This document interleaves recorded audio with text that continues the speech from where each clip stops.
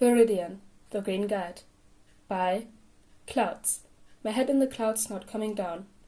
Read by Oakshadow 5. Chapter 36. Berserk. Summary. Tsukauchi and Eraserhead learn more about what happened to Hamazaki. Are you sure? Tsukauchi gripped the test results so tightly that the paper wrinkled. There was absolutely no trigger in the system when he was brought in. We checked 3 times, one of the doctors confirmed, adjusting her glasses. And even if there had been, it would have been long since metabolized by now. If he was like the other next-level villains you've brought in before, he would have calmed down shortly after he was brought in. Whatever made him like this, it wasn't just trigger. Shota looked through the glass of the cell at who used to be Jun Hamazaki. The doctors were right. He had worked with next-level villains before, and, aside from a few unfortunate cosmetic changes, once the trigger was out of the system, they returned to who they had been before, but Hamazaki. It had been days, and the uncontrollable rage he displayed when he was arrested had only grown worse. It was going to make him extremely difficult to interrogate, which was why they had been waiting for the effects of the drugs to wear off like they always had in the past. But, difficult or not, they had to try, if for no other reason than to make sure the monsters who did this to him were brought to justice. There's something else, the doctor said. With the police department's permission, we were able to run a whole slew of tests to try to figure out what these people did to his body. The physical changes are similar to what we've seen from the villain factory before, the brain scans. She trailed off and Shota turned to the team of doctors, gesturing for them to continue. After a moment, one of the other doctors continued where the first had left off. The only area in his brain that was functioning at anywhere near normal level was the amygdala, the area that is responsible for emotions such as fear and anger. It's no wonder that he tore up the city the way he did, considering that it's almost as if his brain had been rewired to optimize rage. When I arrived at the scene, Tensei said Hamazaki had gone completely berserk, Shota said. We thought there'd been some sort of trigger, but do you think that it was biological? The head doctor nodded. Almost definitely. The other areas of his brain have started to atrophy at a much higher rate than we'd normally expect, almost as if his body is attacking itself. Right now, the only conscious thoughts he can even process are those that are boosted by his anger, but from the way his brain is decaying, even those might disappear in the coming weeks. Then there's no point in waiting any longer, Tsukauchi said with finality. If we want to have any chance at getting any information out of him, it's going to have to be now. The doctors looked hesitant, and honestly, Shota felt the same way. Hamazaki may have been restrained and mildly sedated, but they were in uncharted territory when it came to his body and quirk. Whatever the villain factory had done to him, it had made him stronger than he had any right to be, which made him unpredictable, which was more dangerous than ever because of his uncontrollable rage. But Tsukauchi was right. It would be entirely illogical to wait any longer to interrogate him. He wouldn't get any less angry if they waited, and they might miss their chance if his brain atrophied any further. That didn't mean it was safe or that Shota had to like it. Tsukauchi gestured for the doctors to open the door, and Shota followed him inside. The moment Hamazaki caught sight of them, he started fighting against his restraints, practically growling as he lunged at them. This was why he didn't understand why some of his students enjoyed horror movies so much. Real life is so much scarier.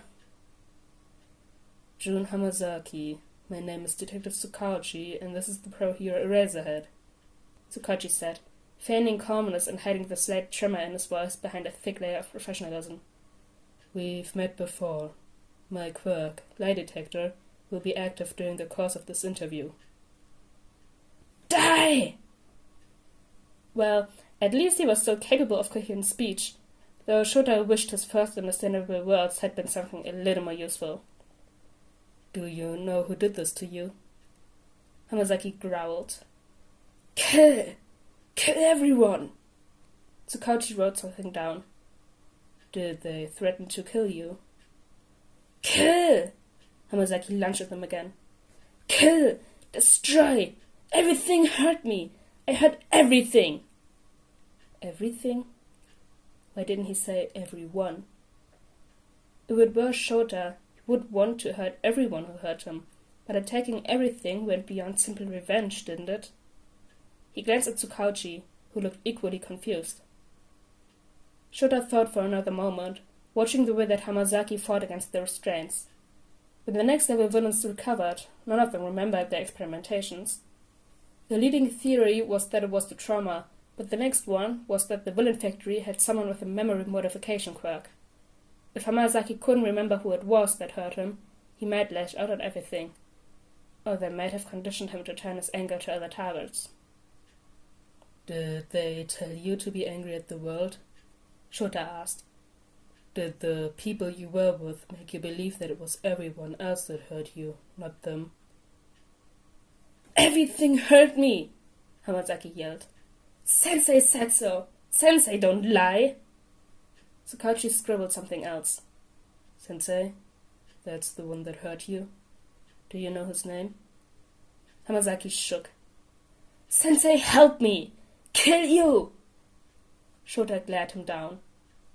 Who is Sensei? Kill! Hamazaki lunged again, and Tsukauchi and Shota had to take a step back as one of his wrist restraints finally slapped under the continuous pressure. He continued struggling, apparently too far gone to think to use his free hand to undo the other bonds, but Shota didn't want to be around by the time he figured that out. Get out of there! The head doctor slammed the door open and gestured for them as she yelled to her team. Prep the air filtration system for a tranquilizer! Shota and Tsukauchi ran from the room, and the head doctor locked the door behind him. Shota looked through the window just in time to see a cloudy gas flood the room. Hamazaki fought even harder, managing to snap another restraint before the tranquilizer took effect. His fighting grew weaker for a few minutes before he finally slumped down on the bed unconscious, prompting everyone outside to breathe a sigh of relief. Sensei, do you think that's the symbol of evil that you mentioned before he disappeared from custody? Shota asked. Tsukauchi swallowed. I don't know. But why would he be so loyal to the person who hurt him? The pain of being experimented on, combined with whatever memory eraser they're using, would have made him extremely suggestible, Shota said.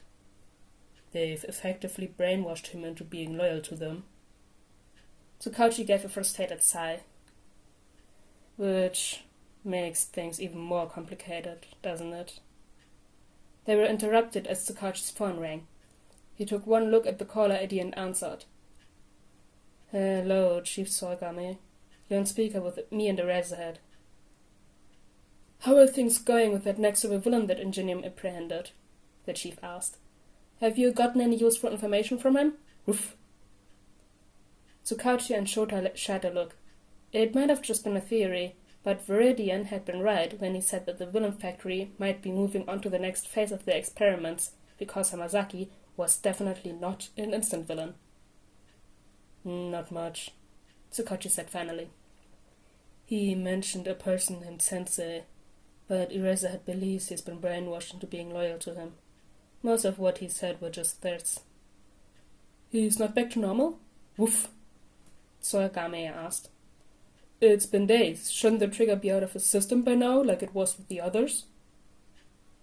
That's the problem. He's not like the others. Shota sighed.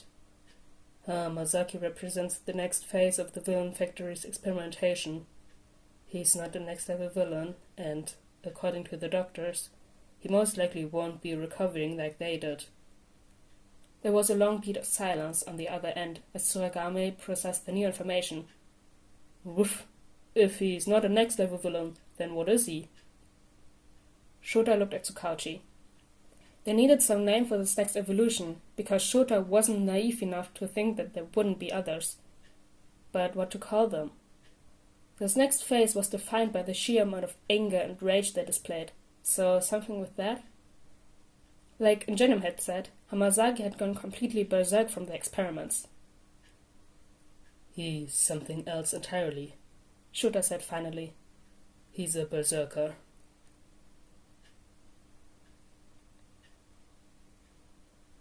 that was chapter 36 of Viridian the Green Guide. I hope you guys enjoyed this one, and I'll see you all next time. Bye!